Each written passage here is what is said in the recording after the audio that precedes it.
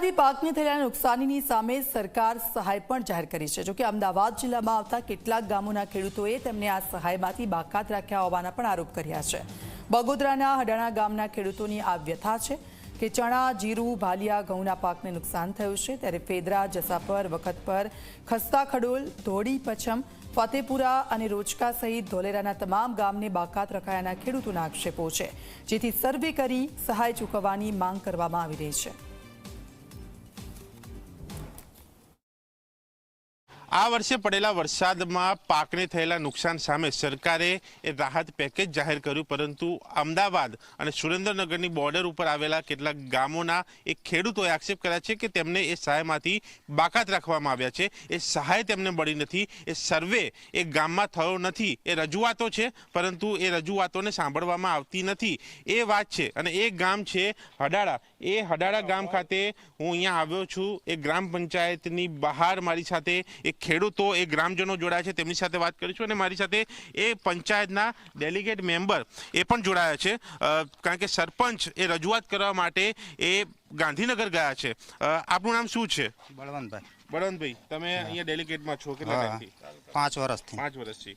અચ્છા, અત્યારે જે પ્રશ્ન છે સહાયનો આપના ગામનો, તમારા પાસે પણ હવે પ્રશ્ન આવ્યો હશે, શું છે, આગળ શું થઈ રહ્યું છે? હવે અમે તો તાલુકા પંચાયત દ્વારા અમે ગ્રામ સેવકને પણ બોલાયા હતા। જે ઘડીએ વરસાદ થયો એ ઘડીએ બોલાવીને અમે ફોટા પણ પડાયા હતા એમની પાસે, પણ હજુ લગીને એમનો કોઈ આપણને પ્રશ્ન મળ્યો નથી કે ભાઈ અમે તો એમને વારંવાર રજૂઆત કરીએ કે ભાઈ એપીએમસીના ચેરમેન હોય કે કાળુભાઈ હોય, એમને વારંવાર રજૂઆત કરી, છતાં પણ અમારું ગામ એમને ગમે એ સર્વેમાંથી બાકાત કરી નાખ્યું હોય અને અમારી જમીન આપણે 60 થી 70% પડી રહેશે।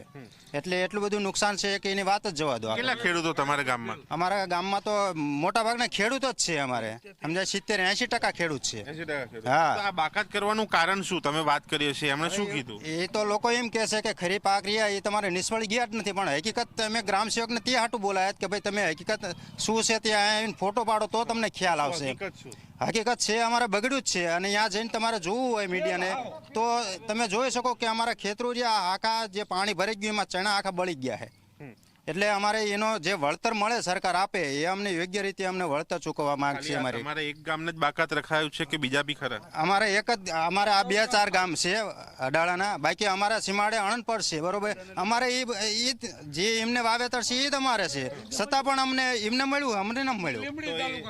હા, એવડી લીંબડી તાલુકાનું, પણ અમારી બોર્ડર જ લાગે છે અહીંયા આગળ। તમારું શું કેવું છે? બેનો સીમાડો એક લાગે, લીંબડી તાલુકો અને ધંધુકા તાલુકો, બરોબર। તો બેનો સીમાડામાં બેની જમીન હરખી છે, પાયા છે, એક જ શેઢો લાગે છે, તો અનંતપર ને બળોલને સહાય મળવાની છે, તો હડાળા બાલને નથી મળવાની।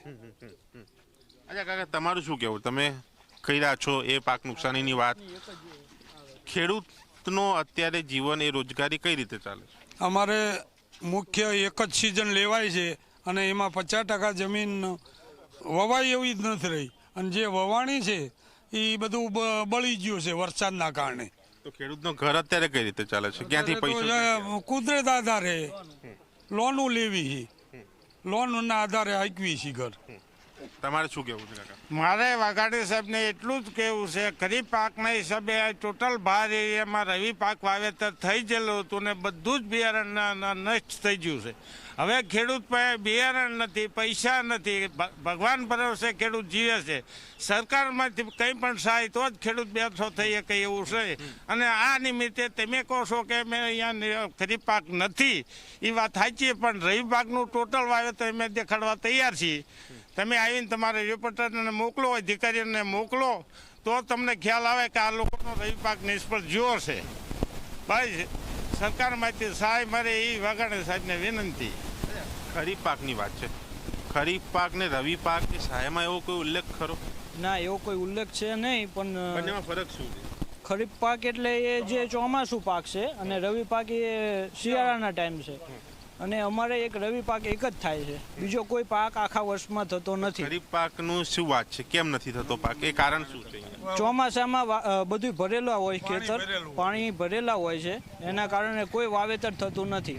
જે ધોલેરાનો વિકાસ થયો, એ ધોલેરાના વિકાસે તમારા ખેડૂતની ખેતી રૂંધી નાખી છે? 100% કોકના પાપે અમને મળી રહ્યું છે હા, કોકના પાપે પીપળો બળી રહ્યો છે. અમે રજૂઆત કરીએ કે ખરીફ પાક નથી, પણ સરકારે પણ વિચારવું જોઈએ કે ખરીફ પાક નહીં હોવાનું કારણ સરકારે બિન આયોજિત રીતે જે વિકાસ કર્યો છે એ છે. અહીંયા ખેડૂત છીએ, દરેક મહેનત તમે સહાય મળવી જોઈએ, ડબલ મળવી જોઈએ. એક તો તમે વિચારો કે ઉપરવાસના કારણે અહીંયા જમીન ધોવાણ થાય છે. જમીન ધોવાણનું તમે અમને ક્યારે આપ્યું? દર વર્ષે અહીંયા પાણીના પૂર આવે છે. જમીન ધોવાણનું અમને મળે. તમે બનાસકાંઠામાં 9,900 કરોડ કર્યા છે. દર વર્ષે અહીંયા પૂર આવે તો અમને જમીન ધોવાણ મળવું જોઈએ અને જે પાક નુકસાની છે બેયના અમે લાભાર્થી છીએ. અડાળા સાથે બીજા કયા ગામ, એ નામ મને કહો. અડાળા સાથે બીજા 16 ગામનો સમાવેશ કરે છે કે જે ભોગાવાના કેચમેન્ટ એરિયામાં આવે છે. અડાળા, ધોવાળી, જસાપર, ફતેપુરા, બધા ટોટલી ગામડા ભાલ વિસ્તારના જે ભોગાવાનો કેચમેન્ટ એરિયા છે. અહીંયા લોલિયા છે. તમે આયા જોયું, તમે જે નદી બાજુ જોયું, નદી બાજુની પેલી સીમ છે એ સુરેન્દ્રનગર જિલ્લો બળોલ ગામની છે. આ બાજુ તમે 5 પગલા ચાલો તો તમને સહાય મળશે અને આ બાજુ નહીં મળે. તો એવી કેવી તમારી, તમે આવી દોગલાપણ નીતિ કેમ અપનાવો? પારદર્શિતા તો છે નહીં તમારી સિસ્ટમમાં. સિસ્ટમમાં પારદર્શિતા નથી. એ બાબતે એક તંત્ર, એ સરકારે, એ ઉચ્ચ અધિકારીએ ધ્યાન આપવાની જરૂર છે. એ ખેડૂતની માંગ છે અને જગતનો તાત એ સુરેન્દ્રનગર હોય કે અમદાવાદ હોય એ એક જ કહેવાય. અને એક જગતનો તાત એક ખેડૂત એક ખેતી કરે ત્યારે લોકોના ઘર સુધી એ અન્ન પહોંચે, લોકોના પેટમાં એ અન્ન જાય અને એનું જીવન એ ચાલે. પણ જ્યારે આ પ્રકારની દોગુલા નીતિના એક આક્ષેપ થયા છે એ સુરેન્દ્રનગર અને અમદાવાદની એ બોર્ડરના ગામોમાં, ત્યારે જોવાનું એ રહે છે કે આ અહેવાલ બાદ એ સરકારી તંત્ર આ ગામો માટે શું પ્રક્રિયા કરે છે અને જે ગામોના ખેડૂતોએ આક્ષેપ કર્યા છે કે તેમના ગામ એ સહાયમાંથી બાકાત રાખવામાં આવે છે તેમને સહાય મળે છે કે કેમ. કેમેરામેન સૂર્યપ્રકાશ શર્મા સાથે દર્શન રાવલજી, મીડિયા, અમદાવાદ.